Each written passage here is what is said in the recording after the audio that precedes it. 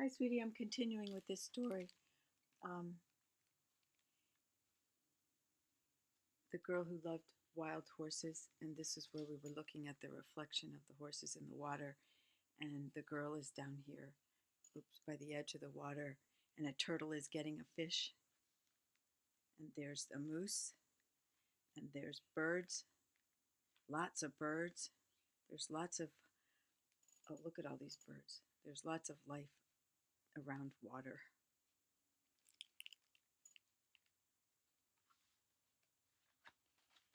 Every day when she had helped her mother carry water and collect firewood, she would run off to be with the horses. She stayed with them in the meadows. Let's see if I could sit here and then you could look at the picture while I read. She stayed with them in the meadows but was careful never to go beyond sight of home. One hot day when the sun was overhead, she felt sleepy. She spread her blanket and lay down. It was nice to hear the horses eating and moving slowly among the flowers. Soon she fell asleep. Oh, I know that feeling when you're tired, but you lay down and you hear the rhythm of animals just doing their thing. It's just so easy to just become part of it and then just drift off into the most beautiful, peaceful sleep.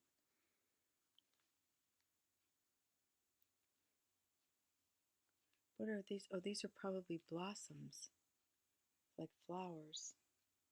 And these are the teepees. How they're all decorated differently. And they're held up with sticks.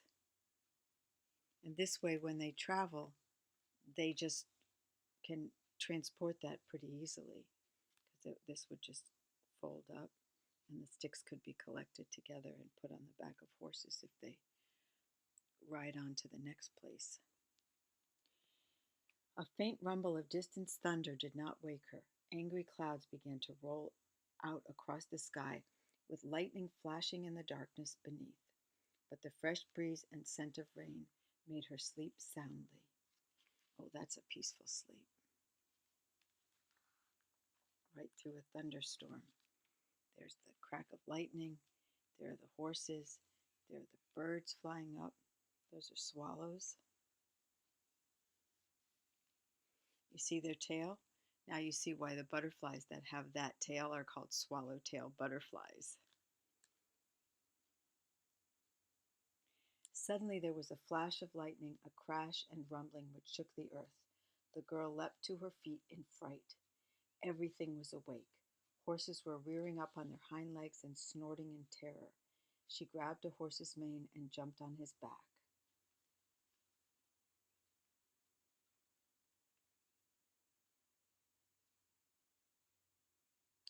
Here she is. Sorry, I had a hard time finding her. She grabs his mane and jumps on his back.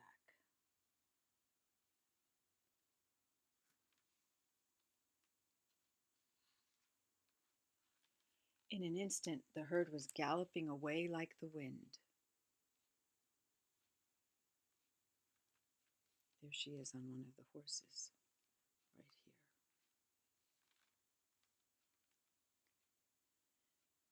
She called to the horses to stop, but her voice was lost in the thunder. Nothing could stop them. She hugged her horse's neck with her fingers twisted into his mane. She clung on, afraid of falling under the drumming hooves. And hooves are horses' feet.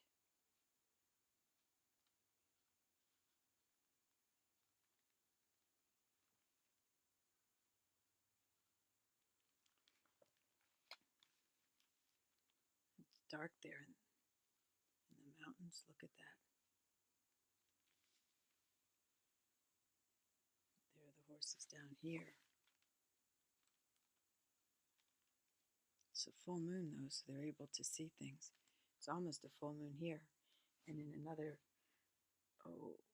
week and a half, there's going to be an eclipse. Total eclipse, right? Total eclipse of the sun, not of the moon. The moon's going in front of the sun. The horses galloped faster and faster, pursued by the thunder and lightning. They swept like a brown flood across hills and through valleys. Fear drove them on and on, leaving their familiar grazing grounds, far behind. At last the storm disappeared over the horizon. The tired horses slowed and then stopped and rested. Stars came out and the moon shone over hills the girl had never seen before. She knew they were lost. See, the storm scared them so much that the horses just kept running and running and running, but they went far past any grazing grounds that they already knew. That's how animals get lost. That's how cats get lost.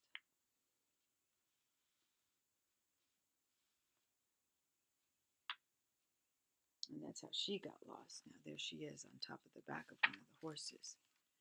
Very lost. Next morning, she was wakened by a loud neighing. Neigh! That's what they mean, the sound that horses make. Neigh! Like that. Only I'm not great at it. A beautiful spotted stallion was prancing to and fro in front of her. A stallion is a male horse. A gelding is a neutered male horse. And a female horse is a mare. Next morning she was wakened by a loud neighing. A beautiful spotted stallion was prancing to and fro in front of her, stamping his hooves and shaking his mane. He was strong and proud and more handsome than any horse she had ever dreamed of. He told her that he was the leader of all the wild horses who roamed the hills. He welcomed her to live with them. She was glad, and all her horses lifted their heads and neighed joyfully, happy to be free with the wild horses. So they ran off and joined, without knowing it, a herd of wild horses. There she is there. Right here where my little finger is. Look at these animals and these rocks and these plants. And those are columbine. Those look like columbine.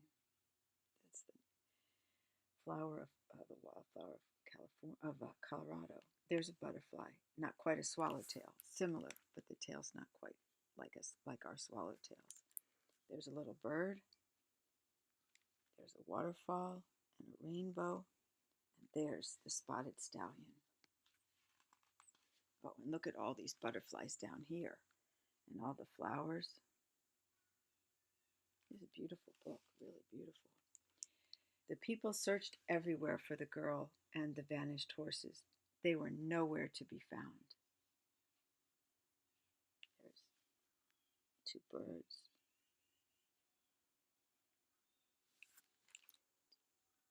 Let me see if I can position it like this so you can see these two men looking for her. Or is it a man and a woman? I don't have my glasses on, so I can't tell till I get close. Hard to say. They were nowhere to be found. But a year later, two hunters rode into the hills where the wild horses lived. These two hunters. When they climbed a hill and looked over the top, they saw the wild horses led by the beautiful spotted stallion. Beside him rode the girl leading a colt. They called out to her. She waved back, but the stallion quickly drove her away with all his horses. So they called out to the girl, but the stallion quickly drove her away with all his wild horses. Look at those two birds that look like eagles. The hunters galloped home and told what they had seen.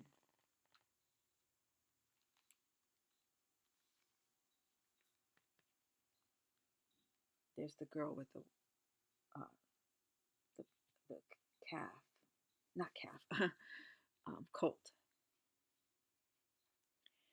A colt is a young horse, and a calf is a young cow. Got the words mixed up for a second. The hunters galloped home and told what they had seen. They mounted their fastest horses and set out at once. It was a long chase. The stallion defended the girl and the colt.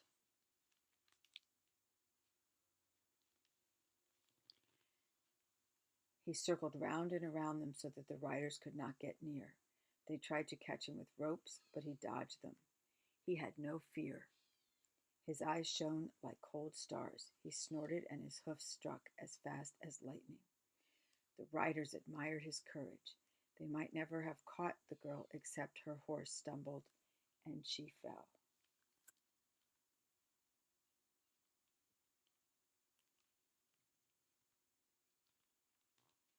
I like this book. Didn't know if I would from the when I just flipped through the pages.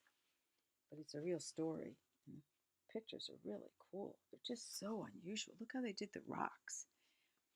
It's so detailed all along here, but then it's not over here, which is very unusual. You know, most books have a whole picture, but this has pictures in just part of the page. And yet the pictures they have are great.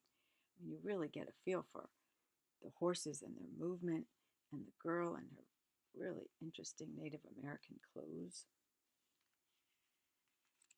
and this blanket.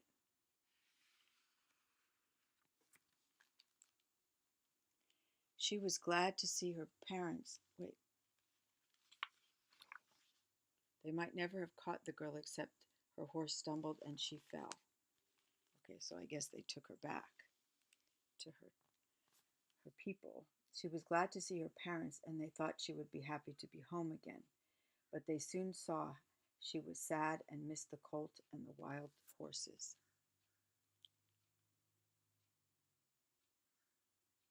That would be like taking me away from um, my animals and my farm. It's hard to be away from your critters that you love and are of. Each evening as the sun went down, people would hear the stallion neighing sadly from the hilltop above the village, calling for her to come back. So the horse missed her too. See, there he is.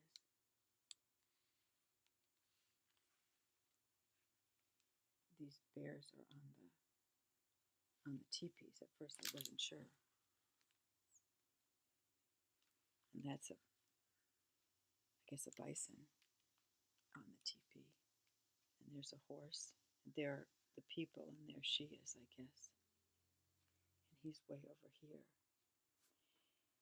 The days passed. Her parents knew the girl was lonely. She became ill, and the doctors could do nothing to help her. They asked what would make her well again. I love to run with the wild horses, she said. They are my relatives. If you let me go back to them, I shall be happy forevermore.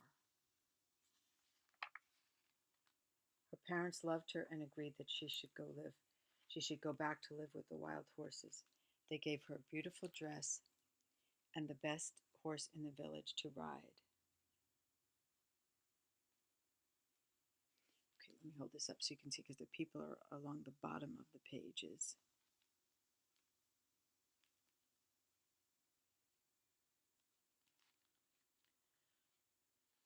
The spotted stallion led his wild horses from the hills. The people gave them fine things to wear, colorful blankets and decorated saddles. They painted designs on their bodies and tied eagle feathers and ribbons in their manes and tails. In return, the girl gave the colt to her parents. Everyone was joyful.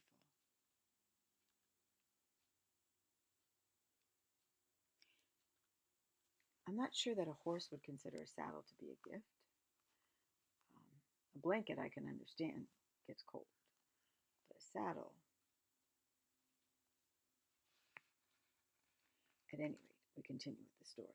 Each author is allowed to write it how they wish, and me, having an editor inside my head, I'm always questioning, as you might say. But that's a nice thing.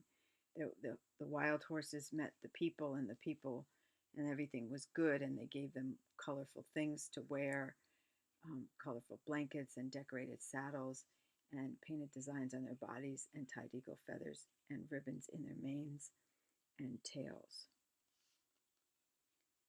And in return, the girl gave the colt to her parents. Everyone was joyful. Once again, the girl rode beside. Whoops. Oh, I have to start this up again.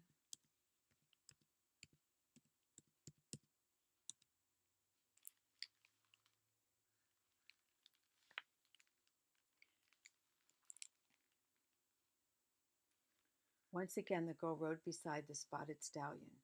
They were proud and happy together, but she did not forget her people. Each year she would come back, and she always brought her parents a colt.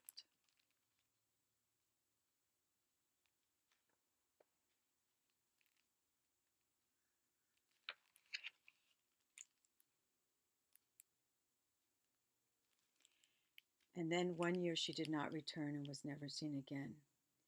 But when hunters next saw the wild horses, their gallop beside the mighty stallion, a beautiful mare with a mane and tail floating like wispy clouds about her, they said the girl had surely become one of the wild horses at last. Today we are still glad to remember that we have relatives among the horse people, and it gives us joy to see the wild horses running free. Our thoughts fly with them.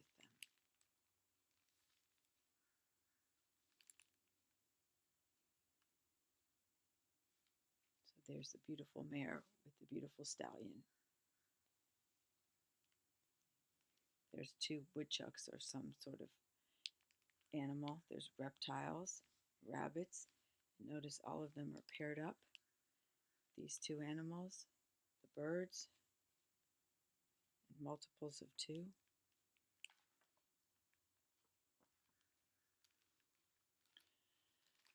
So I read this, but I'll just read it again. So, and then one year she did not return and was never seen again. But when hunters next saw the wild horses, their gallop beside the mighty stallion, a beautiful mare with a mane and tail floating like wispy clouds about her, they said the girl had surely become one of the wild horses. Today we are still glad to remember that we have relatives among the horse people, and it gives us joy to see the wild horses running free. Our thoughts fly with them. A Navajo song about his horse. Let me show you the picture and then I'll hold it up so I can read it. A horse has a hoof like striped agate. His fetlock is like a fine eagle plume. His legs are like quick lightning. My horse's body is like an eagle-plumed arrow. My horse has a tail like a trailing black cloud. His mane is made of short rainbows. My horse's ears are made of round corn. My horse's eyes are made of big stars. My horse's teeth are made of white shell. The long rainbow is in his mouth for a bridle, and with it I guide him. Black Elk and Oglala Sioux had a dream in which he heard a stallion sing a song. My horses prancing, they are coming. My horses neighing, they are coming. Prancing, they are coming. All over the universe they come. They will dance, may you behold them. A horse nation, they will dance, may you behold them. That was a nice book. That was it. Beautiful, beautiful pictures. Look at this. See the two owls and the cactus? I love the drawings in this. And it's a very different kind of story. It was from Native American lore, which is nice. It's nice to read different kinds of stories. Really cool drawings. Every single page was just really cool. Okay, sweetie pie. One day you and I are going to ride horses. I love you to bits. I hope you have a splendid day. I think today you're actually going kayaking. Maybe even right now you're kayaking, which gives me great pleasure to picture. I love the water myself. Okay, sweetie pie. I'm going swimming today too. Okay, sweetie pie. I love you to bits. And I will see you soon. Oh, do you want to know what else I'm doing today? I'm building the box I bought for the beehives. And then I'm going to paint it. And for that small hive that needs more space, I'm going to paint it, let it dry, paint it again, let it dry, and then put on my bee suit, light the smoker, and go and bring the cinder blocks, level the ground, and put it and give them more space. And hopefully I'm not too late. Then I'm going to take off the honey from all the other hives and put in the miticides. And I may not get to all that today, especially because I still have to swim and do a few chores and get a few supplies and things like that. But in the next 2 days, that's happening. And today gets the frame, the box gets built because those guys, if I can get that on tonight and just do that one hive, at least that'll be good because they are very crowded. And I bought a feeder for them because because they do need to be, a new hive, especially one that hasn't had enough space, needs to be fed so they have enough food for the winter. So we talked about horses, we talked about bees, and we talked about a little boy in a kayak with his mom. I love you to bits, sweetie. Bye-bye. See you soon.